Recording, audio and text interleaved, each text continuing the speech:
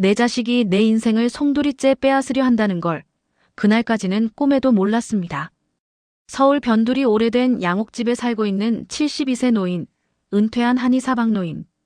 평화로운 일상을 보내던 어느 봄날, 그는 끔찍한 이야기를 우연히 듣게 됩니다.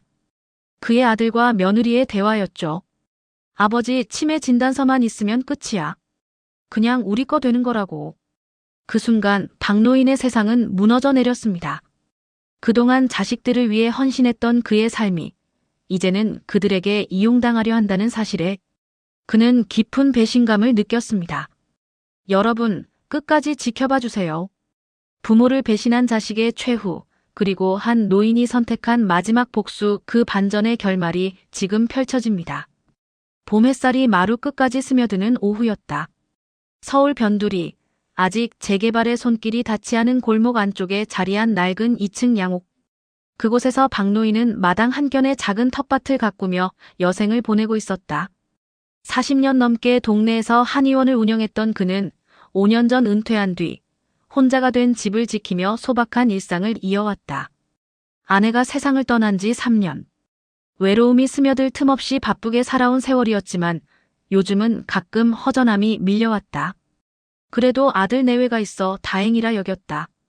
아들 박진수와 며느리 최은정은 바쁜 와중에도 종종 집을 들러 집안일을 돕고 식사를 챙겨주었다. 5년 전 은퇴한 후에는 1층은 아들 내외에게 내주고 2층에서 조용히 여생을 보내고 있었다. 이 집은 단순한 건물이 아니었다. 30년 전 아내와 함께 벽돌 하나하나 쌓아 올린 보금자리였다. 1층은 한의원으로 2층은 살림집으로 사용했던 이곳에서 아들 박진수를 키웠고 수많은 환자들의 아픔을 어루만졌다. 아버지, 잠깐만요. 현관문이 열리며 며느리 최은정의 목소리가 들렸다. 아들 내외가 1층에서 올라온 모양이었다. 박노인은 반가운 마음에 자리에서 일어섰다. 저녁 같이 드시죠. 며느리가 환하게 웃으며 말했다. 식탁 위에는 소박한 반찬들이 놓였고 박노인은 익숙한 듯 자리를 잡았다. 아들은 싱겁다며 국에 간장을 더했고 며느리는 옆에서 챙기듯 숟가락을 놓아주었다. 겉보기엔 평범한 저녁 풍경. 그러나 그들 사이에 흐르는 묘한 긴장은 설명하기 어려웠다. 잠시 뒤 박노인이 물을 가지러 자리를 비운 순간 낮게 속삭이는 며느리의 목소리가 들려왔다. 진수 씨, 아버지 땅 팔아서 우리 학원 건물로 옮기면 대박이야. 며느리의 목소리가 선명하게 들려왔다. 박노인의 손이 멈췄다. 여기 위치가 얼마나 좋은데. 역세권의 학교 근처고. 여기다 영어학원 차리면 최소 월 3천은 벌어. 잠시 침묵이 흘렀다. 박노인은 숨을 죽이고 귀를 기울였다. 심장이 빠르게 뛰기 시작했다. 그래도 아버지가 쉽게 동의하시겠어? 아들의 목소리는 망설임으로 가득했다. 그러니까 지금 타이밍이 중요하다니까. 요즘 아버지 자꾸 깜빡하시잖아. 지난주도 약속 잊으셨고. 그건 그냥 나이 드셔서. 아니야. 병원 가서 검사받게 해. 치매 초기 진단만 나오면 성년 후견제도 신청할 수 있어. 내가 알아봤거든. 박노인의 등에 식은땀이 흘렀다. 치매 진단만 받으면 강제 후견인 신청 가능해. 당신이 후견인 되면 아버지 재산 관리 권한 다 넘어오는 거야. 그게 옳은 일인가? 아들의 목소리가 흔들렸다. 옳고 그른 게 어딨어. 어차피 나중엔 우리 거 될 건데 지금 활용해서 애들 미래에 투자하는 게 낫잖아. 진우 유학 보내려면 돈이 얼마나 드는데. 찻주전자에서 김이 피어올랐지만 박노인은 움직일 수 없었다. 손이 떨렸다. 가슴이 조여왔다. 이 집이랑 1층 한의원 건물 합치면 시세가 15억은 되잖아. 거기다 아버지 예금까지 당신도 알잖아. 아버지가 얼마나 알뜰하신지. 최소 몇 억은 있을 거야. 하지만 아버지는 여기 평생 사신 곳인데. 그러니까 요양원 좋은 데 보내드리면 되지. 어차피 혼자 계시기 힘드실 거야. 우리가 효도하는 거라고. 박노인은 벽에 기대섰다. 다리에 힘이 풀렸다.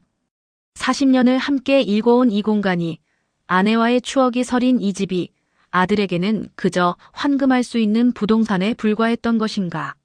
알았어. 다음 주에 병원 예약 잡을게. 아들의 목소리가 체념한 듯 들렸다. 잘 생각했어. 우리 애들 미래가 더 중요하잖아. 그때 박노인은 서둘러 물컵을 채워들고 식탁으로 돌아왔다. 손이 덜덜 떨려 컵이 받침에 부딪혔다. 박노인의 내면 깊숙한 곳에서는 신뢰받는 이름의 유리창이 산산조각 나는 소리가 들려왔다. 아버님, 제가 끓인 삼계탕이에요. 드셔보세요. 다음 날 최은정은 정성스럽게 차린 상을 박영수 앞에 내밀며 환하게 웃었다. 그 미소는 완벽했다. 효부의 가면을 쓴 얼굴에는 어떤 흠도 없었다. 고맙구나. 박노인은 담담하게 답했다. 하지만 그의 눈은 며느리의 움직임 하나하나를 놓치지 않고 있었다. 일주일 전 엿들은 대화 이후 모든 것이 달라 보였다. 요즘 입맛이 없으시죠? 건강이 많이 약해지신 것 같아 걱정이에요. 은정의 목소리는 부드러웠지만 그 말 속에는 의도가 숨어 있었다. 건강이 나빠지고 있다는 인식을 심는 것. 박노인은 그것을 알아챘다. 괜찮다. 나이가 들면 원래 그런 거야. 그래도 병원 한번 가보시는 게 어때요? 정밀 검사라도 받으시고. 요즘 건강검진 좋은 곳 많거든요. 은정이 넌지시 말했다. 필요 없어. 몸은 내가 제일 잘 알아. 은정의 눈빛이 순간 차갑게 변했다가 이내 다시 부드러워졌다. 네, 알겠어요. 그래도 너무 무리하지 마세요. 이제 저희한테 의지하셔야죠. 며칠 후 박노인은 우연히 동네 한의원 후배를 만났다. 김 원장은 묘한 표정으로 그를 바라보았다. 형님, 요즘 괜찮으세요? 며느님한테 들었는데. 뭘 들었는데?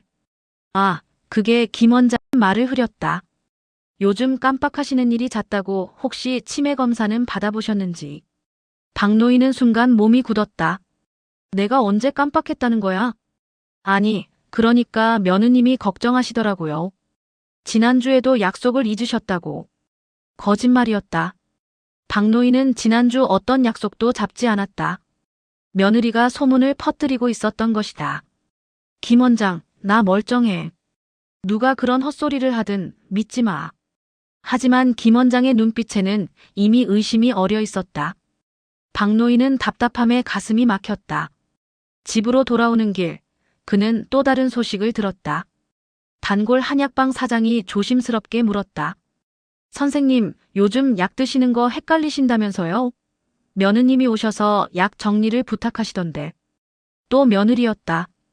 은정은 동네 곳곳에 박노인의 건강 악화를 알리고 다니고 있었다. 40년간 쌓아온 명성에 금이 가기 시작했다. 다음 날 아침, 더 충격적인 일이 벌어졌다. 우편함에 낯선 병원 진료 예약 확인서가 들어있었다. 신경과 정밀검사 예약 마이너스 환자 박노인. 자신이 예약한 적 없는 병원이었다. 박노인은 즉시 병원에 전화를 걸었다. 예, 보호자분께서 직접 예약하셨습니다. 며느님이신 최은정 씨께서. 취소해 주세요. 내가 가지 않을 겁니다. 수화기 너머로 간호사의 당황한 목소리가 들렸다.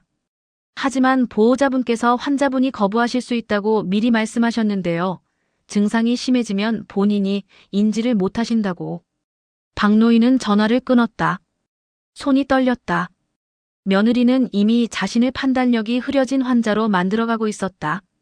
그날 저녁 현관에서 낯선 남자의 목소리가 들렸다. 최은정 씨 맞으시죠? 제가 말씀드린 서류 준비해 오셨나요? 네, 변호사님. 여기 있어요. 박노인은 문틈으로 조심스럽게 내다보았다.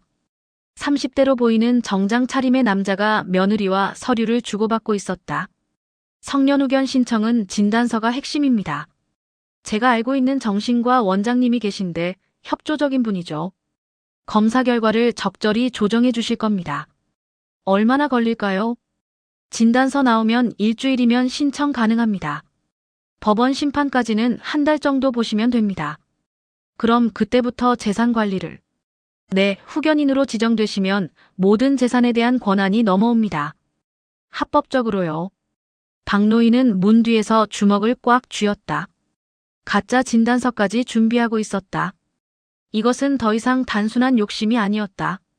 치밀하게 계획된 범죄였다. 며느리의 웃음소리가 복도에 울렸다. 감사합니다, 변호사님. 제가 잘 부탁드릴게요.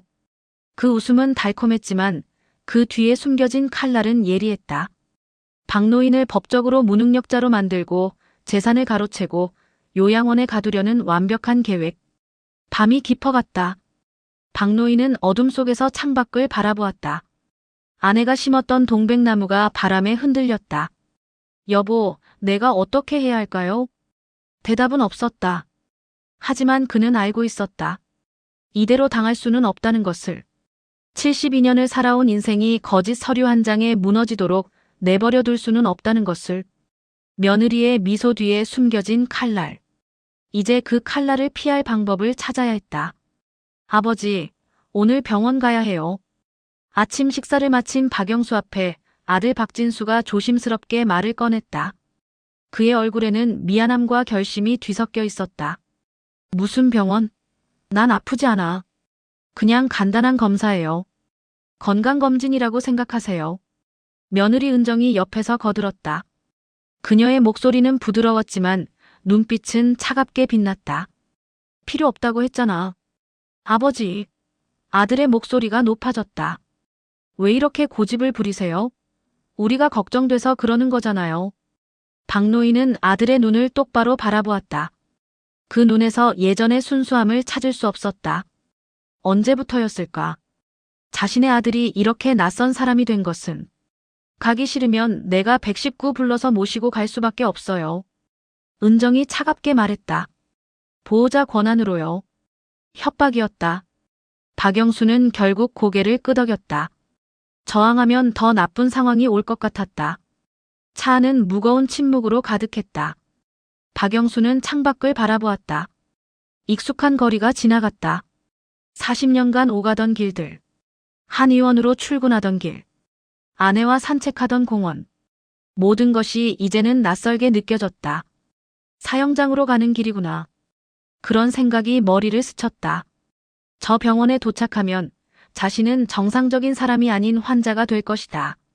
며느리가 준비한 각본대로. 병원은 서울 강남의 큰 종합병원이었다. 신경과 진료실 앞에는 이미 사람들이 줄지어 앉아 있었다. 대부분 노인들이었고 그들 옆에는 자식들이 앉아 있었다. 박노인 환자분. 호명이 떨어지고 박노인은 진료실로 들어갔다. 아들과 며느리가 양옆에서 따라 들어왔다. 안녕하세요, 박노인 어르신. 40대로 보이는 의사가 미소를 지으며 맞았다. 오늘은 간단한 인지기능 검사를 해볼 거예요. 저는 멀쩡합니다, 선생님. 박노인은 또렷하게 말했다. 의사는 고개를 끄덕이며 서류를 넘겼다. 네, 그럼 몇 가지 질문을 드릴게요. 오늘이 며칠인지 아세요? 2025년 4월 15일 화요일입니다. 좋아요. 지금 계신 곳이 어디죠? 서울 강남병원 신경과 진료실입니다. 100에서 70 빼보세요. 193, 86 박노인은 막힘없이 대답했다. 의사가 고개를 끄덕이며 기록했다. 단어 3개를 기억해보세요. 비행기, 연필, 소나무. 비행기, 연필, 소나무. 박노인은 또박또박 따라했다. 몇 가지 질문이 더 이어졌다. 시계 그리기, 도형 따라 그리기, 간단한 문제 풀기. 박영수는 모든 질문에 정확하게 답했다. 72세의 나이가 무색할 정도로 명료했다. 아까 제가 말씀드린 단어 3개 기억나세요? 비행기, 연필, 소나무입니다.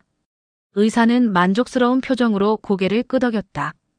검사 결과는 매우 양호하십니다. 인지기능의 특별한 문제는? 선생님, 갑자기 며느리 은정이 끼어들었다. 그런데 아버님이 집에서는 전혀 그렇지 않으세요. 의사가 고개를 돌렸다. 어떤 점이요? 방금 하신 계산이요. 어제 집에서 해보라고 했을 때는 전혀 못하셨어요. 그리고 오늘 아침에도 아침을 드셨는지 기억 못하시고. 거짓말입니다. 박노인의 목소리가 떨렸다. 나는 그런 적 없어요. 아버님. 은정은 안타까운 표정을 지으며 박노인의 손을 잡았다. 이러시니까 더 걱정되잖아요. 선생님, 환자가 본인의 증상을 부정하는 것도 치매의 특징 아닌가요? 의사는 난처한 표정을 지었다. 그런 경우도 있긴 합니다만. 요즘 같은 날짜도 자주 헷갈려 하세요. 어제는 3월이라고 하시더라고요. 은정이 계속 말을 이었다. 아니야. 나는 그런 말 한 적 없어. 박노인은 소리쳤다. 아들 진수가 조심스럽게 끼어들었다. 아버지, 진정하세요. 우리가 거짓말할 이유가 없잖아요. 너희들이 지금 나를 미치광이로 만들려고 하잖아. 박노인의 목소리가 높아졌다. 보세요, 선생님. 은정이 의사에게 말했다. 이렇게 감정 조절도 안 되시고 공격적으로 변하셨어요. 예전에 아버님은 절대 이러지 않으셨는데. 의사는 차트에 무언가를 적기 시작했다. 박노인은 그 모습을 보며 절망했다. 자신의 말은 믿지 않고 며느리의 거짓말을 기록하고 있었다. 정밀 검사가 필요할 것 같습니다. MRI와 혈액 검사, 그리고 심층 인지 기능 검사를. 필요 없어요. 박노인은 벌떡 일어섰다. 나는 건강해요. 이 사람들이 거짓말하는 거라고요. 아버지. 아들이 그의 팔을 잡았다. 왜 이러세요? 진정하세요. 손 놔. 박노인은 팔을 뿌리쳤다. 그 순간 진료실 문이 열리며 간호사가 얼굴을 들이밀었다. 밖에서는 다른 환자들이 수군거리는 소리가 들렸다. 환자분, 큰 소리 내시면 곤란합니다. 간호사가 조심스럽게 말했다. 박노인은 주변을 둘러보았다.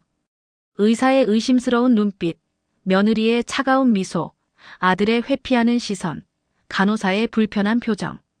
모두가 자신을 이상한 노인으로 보고 있었다. 소리를 지르는 감정 조절이 안 되는 치매 환자로. 박노인은 천천히 의자에 다시 앉았다. 온몸에서 힘이 빠졌다. 선생님, 정밀검사 날짜 잡아주세요. 며느리의 목소리가 승리자처럼 들렸다. 존엄이 무너졌다. 진료실 한 구석에서 산산조각 나고 있었다. 박노인의 눈에 눈물이 맺혔다. 하지만 그것조차 감정 조절 장애의 증거가 될 것 같아 꼭 참았다. 억울함만 남았다. 그리고 깊은 배신감이. 병원에서 돌아온 그날 밤, 박노인은 잠을 이루지 못했다. 천장을 바라보며 수없이 되뇌었다. 무너져서는 안 돼. 아직 정신이 온전한 지금 움직여야 해. 새벽 5시, 그는 조용히 일어나 서재로 향했다. 오래된 수첩을 꺼내 펼쳤다. 40년간 한의원을 운영하며 기록해둔 제자들의 연락처가 빼곡했다. 첫 번째로 전화를 건 사람은 김수현이었다. 15년 전 그의 밑에서 한의학을 배운 후 지금은 서울 종로에서 한의원을 운영하고 있었다. 선생님, 이른 아침에 무슨 일이세요? 수연아, 선생님이 부탁 하나 해도 되겠나? 물론이죠. 말씀하세요. 박노인은 조심스럽게 상황을 설명했다. 자신의 아들과 며느리가 재산을 노리고 있다는 것, 가짜 치매 진단을 만들려 한다는 것. 김수연은 충격을 받은 듯 한동안 말이 없었다. 선생님, 그게 정말입니까? 내가 거짓말할 이유가 있겠나? 수연아, 내가 정신이 온전하다는 걸 증명해줄 사람이 필요해. 필요할 때 증인이 되어줄 수 있겠나? 당연하죠. 선생님, 언제든 부르세요. 두 번째는 이진우, 세 번째는 최명숙. 박노인은 믿을 수 있는 제자 5명에게 차례로 연락했다. 모두 기꺼이 도움을 약속했다. 선생님이 저희를 키워주셨잖아요. 당연히 도와드려야죠. 그들의 목소리에서 진심이 느껴졌다. 박노인은 처음으로 안도의 한숨을 내쉬었다. 혼자가 아니었다. 오전 10시, 박노인은 조심스럽게 집을 나섰다. 며느리는 2층에서 전화 통화 중이었고 아들은 출근한 상태였다. 잠깐 산책 좀 하고 올게요. 그는 일부러 큰 소리로 말했다. 하지만 향한 곳은 공원이 아니라 전자상가였다. 작은 가게 안으로 들어가 주인에게 물었다. 소형 녹음기 있나요? 감지되지 않을 만큼 작은 거요. 박노인은 펜형 녹음기 3개를 구입했다. 사용법 자세히 알려주세요. 젊은 주인은 친절하게 설명했다. 버튼 하나만 누르면 자동으로 녹음이 시작되고 음성이 감지될 때만 작동해 배터리를 절약한다고 했다. 집으로 돌아와 박영수는 신중하게 녹음기를 배치했다. 하나는 거실 화분 뒤에, 하나는 자신의 방 책장 사이에, 마지막 하나는 부엌 찬장 위에. 며느리가 자주 전화 통화를 하는 곳들이다. 증거가 필요해. 그들의 계획을 고스란히 담아야 해. 오후에는 더욱 중요한 일이 기다리고 있었다. 박노인은 택시를 타고 시내 공증사무소로 향했다. 유언장 공증을 하러 왔습니다. 공증인은 70대의 노인을 의아하게 바라보았다. 본인 확인을 위해 신분증 제시해 주시겠습니까? 박노인은 주민등록증과 함께 미리 준비해온 서류를 건넸다. 최근 건강검진 결과지, 제자들의 확인서, 그리고 직접 작성한 유언장 초안이었다. 본인의 의사가 확실하신 겁니까? 네, 확실합니다. 공증인은 박노인과 1시간 넘게 면담을 진행했다. 정신 상태를 확인하기 위한 여러 질문이 이어졌다. 박노인은 모든 질문에 또렷하게 답했다. 지금부터 유언장 내용을 구술하시면 제가 정리하겠습니다. 박노인은 깊은 숨을 들이쉬고 말하기 시작했다. 나 박영수 본 유언장 작성 당시 심신이 온전하며 어떠한 강요나 협박 없이 자유로운 의사로 이 유언을 남긴다. 공증인이 빠르게 타자를 쳤다. 첫째, 서울 소재 부동산 일체는 한의학 장학재단에 기증한다. 둘째, 예금 및 유가증권 전액은 고아원과 양로원에 균등 배분한다. 셋째, 본인의 아들 박진수에게는 유류분을 제외한 어떠한 재산도 상속하지 않는다. 타자 소리가 멈췄다. 공증인이 박노인을 바라보았다. 자녀에게 상속하지 않는다는 내용은 분쟁의 소지가 있습니다. 알고 있습니다. 하지만 이것이 내 뜻입니다. 박노인의 목소리는 흔들림이 없었다. 마지막으로 만일 본인이 성년후견 심판을 받게 되는 일이 발생한다면 이 유언장이 작성된 시점에서 본인의 정신 상태가 온전했음을 증명하는 자료로 활용되기를 바란다. 유언장이 완성되었다. 박노인은 또렷한 필체로 서명했다. 손이 떨리지 않았다. 72년을 살아온 인생의 마지막 결단이었다. 공증이 완료되었습니다. 원본은 저희가 보관하고 사본을 드리겠습니다. 박노인은 사무소를 나서며 하늘을 올려다보았다. 봄날의 햇살이 따스했다. 여보, 내가 제대로 하고 있는 거겠지? 돌아가신 아내에게 속으로 물었다. 대답은 들리지 않았지만 가슴 한켠이 따뜻해졌다. 저녁 무렵 집으로 돌아왔을 때 며느리가 현관에서 기다리고 있었다. 어디 다녀오셨어요? 연락도 없이. 산책 좀 했어. 박노인은 담담하게 답했다. 요즘 자꾸 혼자 나가시면 위험해요. 다음부턴 말씀해 주세요. 감시하겠다는 뜻이었다. 하지만 박노인은 미소를 지었다. 그래, 알겠다. 그날 밤 박노인은 서재에 앉아 녹음기를 확인했다. 작은 빨간 불이 깜빡이고 있었다. 제대로 작동하고 있다는 신호였다. 책상 서랍 깊숙한 곳에는 공증받은 유언장 사본이 들어 있었다. 그 옆에는 제자들의 연락처가 적힌 수첩이 놓여 있었다. 노인의 반격은 조용히, 그러나 치밀하게 준비되고 있었다. 창밖으로 보이는 동백나무가 바람에 흔들렸다. 아내가 심었던 그 나무는 여전히 꽃을 피우고 있었다. 포기하지 않고 계절이 오면 다시 피어나듯이. 박노인도 그럴 것이었다. 무너지지 않고 끝까지 싸울 것이었다. 내 의식이 온전한 지금, 나는 나의 존엄을 지킨다. 그는 혼잣말로 중얼거렸다. 그리고 내일을 위해 불을 껐다. 어둠 속에서도 그의 눈빛은 빛나고 있었다. 2025년 6월 23일 서울가정법원 제3호 법정. 성년후견 개시 사건 신문을 시작하겠습니다. 판사의 목소리가 법정에 울려 퍼졌다. 방청석에는 박노인의 제자들이 긴장한 표정으로 앉아 있었고 반대편에는 며느리 최은정과 그녀의 변호사가 여유로운 미소를 띠고 있었다. 박노인은 피청구인석에 앉아 법정을 둘러보았다. 72년을 살아오며 한 번도 서보지 못한 곳이었다. 자신이 무능력자로 판정받을지도 모르는 이곳에 청구인 측 변호사, 입증 자료를 제시하시기 바랍니다. 은정의 변호사가 자리에서 일어났다. 40대의 날카로운 인상을 가진 남자였다. 재판장님, 피청구인 박노인 씨는 현재 중증 치매 초기 단계로 재산관리 능력이 현저히 떨어진 상태입니다. 이를 입증하는 정신건강의학과 전문의의 진단서를 제출합니다. 서류가 판사에게 전달되었다. 박노인은 그 진단서를 본 적이 없었다. 자신도 모르는 사이에 작성된 거짓으로 점철된 문서였다. 진단서에 따르면 피청구인은 심각한 기억력 장애, 판단력 저하, 그리고 공격적 성향을 보인다고 기재되어 있습니다. 이에 있습니다. 박노인이 벌떡 일어났다. 피청구인, 지금은 발언 순서가 아닙니다. 착석하십시오. 판사가 차분하게 말했다. 박노인은 주먹을 쥔 채 다시 앉았다. 억울함이 목까지 차올랐다.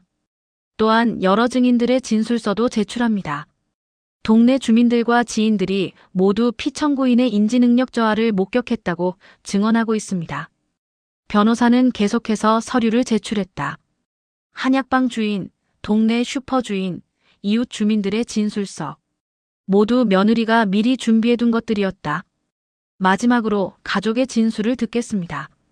청구인 최은정 씨, 증언대로 나오십시오. 은정이 우아하게 걸어 나왔다. 그녀는 검은색 정장을 단정하게 차려입고 슬픈 표정을 지었다. 아버님은 6개월 전부터 급격히 나빠지셨습니다. 같은 말을 반복하시고 약속을 잊으시고 심지어 저를 돌아가신 시어머니로 착각하신 적도 있습니다. 거짓말이야. 박노인이 소리쳤다. 정숙. 판사가 의사봉을 두드렸다. 은정은 눈물까지 글썽이며 말을 이었다. 정말 가슴 아프지만 이제는 전문적인 보호가 필요한 상태입니다. 저희는 아버님을 사랑합니다. 다만 안전하게 모시고 싶을 뿐입니다. 완벽한 연기였다. 방청석 일부에서는 공감하는 표정이 보였다. 판사는 서류들을 검토하며 고개를 끄덕였다. 제출된 자료들을 종합해보면 후견인 지정이 타당해 보입니다. 그 순간 은정의 입가에 미세한 비웃음이 번졌다. 승리가 목전이었다. 그렇다면 재판장님. 갑자기 방청석에서 한 남자가 벌떡 일어났다. 김수현이었다. 박노인의 제자이자 현재 한의원을 운영하는 40대 남자였다. 누구십니까? 지금은 방청객의 발언 시간이 아닙니다. 저는 피청구인의 제자이자 증인으로 출석한 김수현입니다. 긴급히 제출할 증거가 있습니다. 판사가 눈썹을 찌푸렸다. 변호인을 통해 정식으로. 재판장님, 제출된 진단서는 위조된 문서입니다. 법정이 술렁였다. 은정의 얼굴이 하얗게 변했다.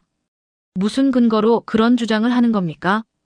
청구인 측 변호사가 벌떡 일어났다. 김수현은 노트북을 꺼내들었다. 저희가 확보한 증거 영상이 있습니다. 증거 채택 여부를 판단하기 전에 먼저 확인하겠습니다. 모니터에 띄우십시오. 법정 스크린에 영상이 재생되었다. 날짜는 5월 3일. 강남의 한 정신과 병원 주차장이었다. 검은색 승용차에서 내리는 최은정. 그녀는 주변을 두리번거리더니 병원 후문으로 들어갔다. 다음 장면. 병원 복도 CCTV 화면. 은정이 진료실이 아닌 원장실로 들어가는 모습. 이 영상은 어떻게 확보한 겁니까? 판사가 물었다. 해당 병원에 아는 분이 있어서 협조를 받았습니다. 합법적으로 확보한 영상입니다. 영상은 계속되었다. 30분 후 원장실에서 나오는 은정. 그녀의 손에는 봉투가 들려 있었다. 카메라가 줌인되자 봉투 안에 두툼한 현금 다발이 보였다. 이건 조작된 영상입니다. 은정이 소리쳤다. 영상 원본과 메타데이터 모두 확보했습니다. 김수현이 차분하게 말했다.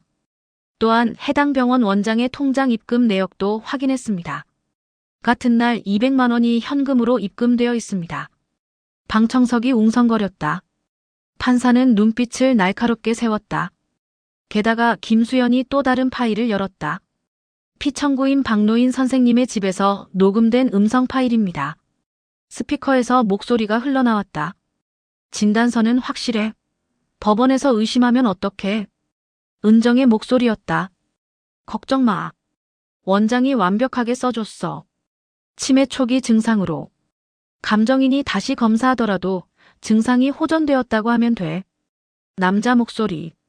청구인 측 변호사였다. 역시 돈을 제대로 쓴 보람이 있네. 법정이 술렁이기 시작했다. 은정의 얼굴은 새하얗게 질려 있었다. 이건 불법 녹음입니다. 증거 능력이 없어요. 변호사가 외쳤다. 자신의 집에서 자신을 보호하기 위해 녹음한 것입니다. 합법입니다. 김수현이 반박했다. 판사는 침묵했다. 한참을 서류와 영상을 들여다보던 그가 입을 열었다. 청구인 최은정 씨, 증언대로 다시 나오십시오. 은정은 떨리는 다리로 증언대에 섰다. 제출하신 진단서를 받기 위해 해당 병원 원장에게 금품을 제공한 사실이 있습니까? 저는 위증죄는 형사처벌 대상입니다. 신중하게 답변하십시오. 은정의 입술이 파르르 떨렸다. 그녀는 고개를 떨어뜨렸다. 제출된 증거들을 검토한 결과 본 사건은 증거의 신빙성에 중대한 하자가 있다고 판단됩니다. 판사의 의사봉이 울렸다. 청구인의 성년후견 개시 청구를 기각합니다. 또한 위조 진단서 및 위증 혐의에 대해서는 검찰에 수사 의뢰하겠습니다. 재판장님, 은정이 비명처럼 외쳤다. 하지만 판사는 더 이상 듣지 않았다. 다음 사건 준비하십시오. 법정이 끝났다. 박노인은 그 자리에 멍하니 앉아 있었다. 제자들이 달려와 그를 부축했다. 선생님, 이기셨어요. 김수현의 목소리가 떨렸다. 박노인은 그의 손을 꽉 잡았다. 고맙다, 정말 고맙다. 반대편에서는 은정이 무너져 내렸다. 그녀의 완벽한 계획은 산산조각 났다. 법정을 나서며 박노인은 하늘을 올려다보았다. 구름 사이로 햇살이 쏟아졌다. 역습은 성공했다. 하지만 전쟁은 아직 끝나지 않았다. 추가 증거가 더 있습니다. 김수현의 말에 법정의 시선이 다시 집중되었다. 판사는 고개를 끄덕이며 계속하라는 신호를 보냈다. 피청구인의 집에서 녹음된 또 다른 대화입니다. 청구인 최은정 씨와 그녀의 남편 박진수 씨의 대화입니다. 스피커에서 음성이 흘러나왔다. 방청석의 모든 사람들이 숨을 죽였다. 여보, 이거 진짜 괜찮은 거야? 아버지는 멀쩡하신데 박진수의 목소리였다. 멀쩡하니까 지금 해야지. 나중에 진짜 치매 걸리면 재산 정리도 못하잖아. 은정의 목소리는 차갑고 계산적이었다. 그래도 뭐가 있어? 아버님이 치매라도 걸리셔야 우리가 재산을 다 물려받지. 지금 이대로 건강하시면 10년은 더 사실 거야. 그동안 우리는 법정이 술렁이기 시작했다. 방청석 곳곳에서 한숨 소리가 새어나왔다. 애들 학원비, 우리 학원 건물, 진우 유학비 다 합치면 몇 억인데. 아버지 재산 팔아서 투자하면 10년 안에 우리도 강남 아파트 살 수 있어. 그건 그렇지만 당신은 왜 그렇게 우유부단해? 효도는 우리가 나중에 요양원 좋은데 모시면 되잖아. 지금은 우리가 살아남는 게 먼저야. 박진수의 목소리가 망설이다가 결국 대답했다. 알았어. 당신 하자는 대로 하자. 녹음이 끝났다. 법정은 정적에 휩싸였다. 박노인은 증인석에서 아들을 바라보았다. 박진수는 고개를 들지 못한 채 바닥만 응시하고 있었다. 피청구인 박노인 씨, 증언대로 나오십시오. 판사의 부름에 박영수가 천천히 일어났다. 72세의 노인은 고든 자세로 걸어 나왔다. 그의 걸음은 떨리지 않았다. 지금까지의 증거들을 보셨습니까? 네, 재판장님. 본인의 의사를 말씀해 주십시오. 박노인은 깊은 숨을 들이쉬었다. 그리고 또렷한 목소리로 말하기 시작했다. 저는 72년을 살아오며 부끄럽지 않게 살려 애썼습니다. 40년간 환자를 돌보고 아내와 함께 자식을 키우고 이웃과 더불어 살았습니다. 그의 목소리가 법정에 울려 퍼졌다. 제 아들이 저를 배신할 거라고는 꿈에도 생각지 못했습니다. 하지만 저는 무너지지 않았습니다. 왜냐하면 저는 아직 온전한 정신을 가지고 있고 제 삶을 지킬 권리가 있기 때문입니다. 방청석에서 고개를 끄덕이는 사람들이 보였다. 저는 후견인이 필요한 사람이 아닙니다. 저는 스스로 판단하고 결정할 수 있습니다. 제 재산을 어떻게 쓸지, 어디서 어떻게 살지 모두 제가 정할 수 있습니다. 판사는 그의 눈을 똑바로 바라보았다. 계속하십시오. 재판장님, 부탁드립니다. 돈 때문에 부모를 무능력자로 만들려는 이런 일이 다시는 일어나지 않도록 해주십시오. 박노인의 목소리가 떨렸지만 그것은 두려움이 아니라 간절함 때문이었다. 판사는 오랫동안 침묵했다. 그리고 서류를 정리하며 입을 열었다. 본 재판부는 제출된 모든 증거를 검토한 결과 다음과 같이 판결합니다. 의사봉이 들어올려졌다. 첫째, 청구인의 성년후견 개시 신청은 기각한다. 피청구인 박노인 씨는 정상적인 판단 능력을 보유하고 있으며 후견인이 필요한 상태가 아님이 명백하다. 은정의 얼굴이 하얗게 질렸다. 둘째, 청구인 최은정 씨는 허위 진단서 작성 교사, 위증, 사기 미수 혐의로 검찰에 고발 조치한다. 재판장님, 은정이 소리쳤지만 판사는 계속했다. 셋째, 공모한 변호사와 의료인에 대해서도 수사를 의뢰한다. 법조인과 의료인이 취약한 노인을 상대로 한 범죄에 가담한 것은 중대한 직업윤리 위반이다. 의사봉이 내려쳤다. 이상으로 선고를 마칩니다. 법정이 끝났다. 은정은 그 자리에 주저앉았다. 완벽하다고 생각했던 계획이 완전히 무너졌다. 탐욕이 만든 성은 한순간에 무너졌다. 박노인은 증인석에서 천천히 내려왔다. 제자들이 달려와 그를 부축했다. 선생님, 수연아, 진우야. 박노인은 제자들의 손을 하나하나 잡았다. 고맙다, 정말 고맙다. 당연한 일입니다, 선생님. 김수연의 눈에 눈물이 맺혔다. 법정을 나서며 박노인은 멀리 서 있는 아들을 보았다. 박진수는 벽에 기댄 채 고개를 떨구고 있었다. 박노인은 그에게 다가갔다. 아버지. 박진수의 목소리가 떨렸다. 진수야. 죄송합니다. 정말 죄송합니다. 박진수는 무릎을 꿇었다. 박노인은 아들을 내려다보았다. 한때는 자랑스러웠던 자식. 이제는 낯선 사람이 되어버린 아들. 너는 이제 내 아들이 아니다. 아버지. 나는 너를 용서할 수 없어. 하지만 내가 진정으로 뉘우친다면 언젠가는. 박노인은 말을 잇지 못했다. 그는 돌아서서 제자들과 함께 법원을 나섰다. 밖에는 햇살이 쏟아지고 있었다. 따뜻한 바람이 불었다. 박노인의 눈빛에 다시 빛이 돌아왔다. 72년을 살아온 존엄이 회복되는 순간이었다. 무너진 것은 그가 아니었다. 아들과 며느리의 탐욕이었다. 선생님, 어디로 가시겠습니까? 집으로, 내 집으로 가자. 박노인이 미소 지었다. 그의 집. 아내와 함께 지었던 그 집으로. 이제 그곳에서 다시 시작할 것이다. 혼자가 아니었다. 제자들이 있었고, 존엄이 있었고, 무엇보다 온전한 자신이 있었다. 하늘은 맑았고, 앞으로 나아갈 길은 열려 있었다.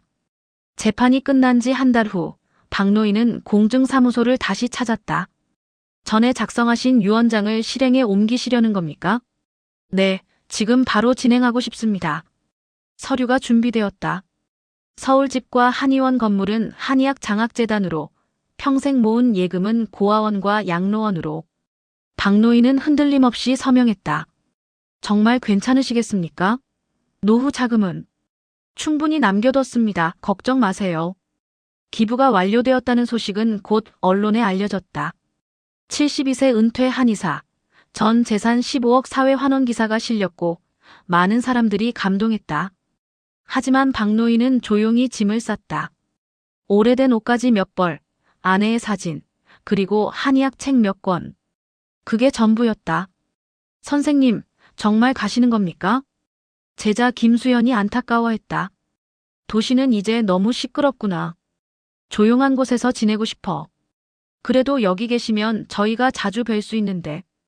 괜찮아, 가끔 놀러 오면 되지. 박노인이 미소 지었다. 경상남도 하동. 작은 시골 마을에 박노인은 정착했다. 작은 한옥이었다. 마당에는 텃밭을 가꿀 공간이 있었고 뒷산에는 산책로가 있었다. 돈은 가져갈 수 없지만 마음은 남는다. 박노인은 흙을 만지며 중얼거렸다. 상추, 토마토, 고추를 심었다. 아내가 좋아하던 것들이었다. 아침에는 산책을 하고 오전에는 텃밭을 가꾸고 오후에는 책을 읽었다. 저녁에는 마을 노인회관에 가서 바둑을 두었다. 박 선생은 서울서 오셨다면서요? 여기는 안 심심해요? 아닙니다. 여기가 훨씬 좋아요. 돈이 없어도 행복했다. 욕심이 없으니 두려움도 없었다. 박노인의 삶은 자유와 존엄, 평화로 채워졌다. 석 달이 지난 어느 가을날, 현관 앞에 낯익은 차가 섰다. 박진수였다. 아들은 초췌한 얼굴로 대문 앞에 서 있었다. 며느리는 구속되어 재판을 받고 있었고 박진수는 이혼 절차를 밟는 중이었다. 아버지. 박노인의 마당에서 일어나 아들을 바라보았다. 들어오지 말고 거기 서 있어라. 박진수는 그 자리에서 무릎을 꿇었다. 죄송합니다. 정말 죄송합니다. 몇 번째 사과냐? 용서해 주십시오. 제가 정말 잘못했습니다. 박노인은 묵묵히 아들을 바라보았다. 눈물을 흘리는 아들의 모습에서 어린 시절의 진수가 보였다. 자전거를 배우다 넘어져 울던 모습, 대학 합격증을 들고 웃던 모습. 하지만 그것은 이미 과거였다. 진수야, 너는 내 아들이었다 하지만 너는 돈을 선택했어. 그리고 나를 버렸지. 아버지, 그 돈이 지금 어디 있는지 아니? 그 돈은 이미 다른 이들의 희망이 됐다. 박진수는 고개를 떨구었다. 한의학을 공부하는 가난한 학생들에게, 부모 없이 자라는 아이들에게, 의지할 곳 없는 노인들에게 내가 빼앗으려던 그 돈이 그들의 미래가 됐어. 아버지, 제가 정말 돌아가라. 그리고 내 인생 살아라. 박영수는 돌아서서 집 안으로 들어갔다. 뒤에서 아들의 흐느낌 소리가 들렸지만 그는 돌아보지 않았다. 용서는 아직 이른 것 같았다. 어쩌면 영원히 오지 않을지도 몰랐다. 저녁이 되자 석양이 마당을 붉게 물들였다. 박노인은 평상에 앉아 하늘을 바라보았다. 여보, 내가 잘한 거겠지? 돌아가신 아내에게 물었다. 바람이 불어와 나뭇잎을 흔들었다. 아내의 대답처럼 느껴졌다. 그는 조용히 미소 지었다. 이제야 진짜 내 삶을 되찾았구나. 72년을 살아오며 처음으로 진정한 자유를 느꼈다. 재산도 명예도 자식도 필요 없었다. 오직 자신만 있으면 충분했다. 텃밭의 상추가 바람에 흔들렸다. 아내가 좋아하던 동백나무는 여기서도 꽃을 피울 것이다. 석양은 천천히 산 너머로 지고 있었다. 하지만 박노인의 마음에는 새로운 해가 떠오르고 있었다. 황혼은 끝이 아니었다. 또 다른 시작이었다. 조용한 시골 마을에서 박노인은 진짜 자신의 삶을 살기 시작했다. 누구의 아버지도 누구의 재산도 아닌 오직 박영수 자신으로서. 밤하늘에 별이 떠올랐다. 그 별빛 아래 노인은 평화로운 잠에 들었다. 자유롭게, 존엄하게, 그리고 행복하게.